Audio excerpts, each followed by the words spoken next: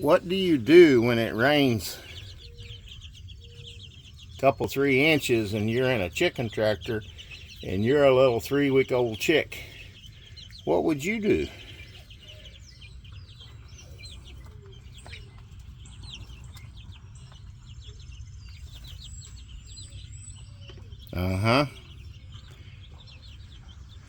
Go to higher ground.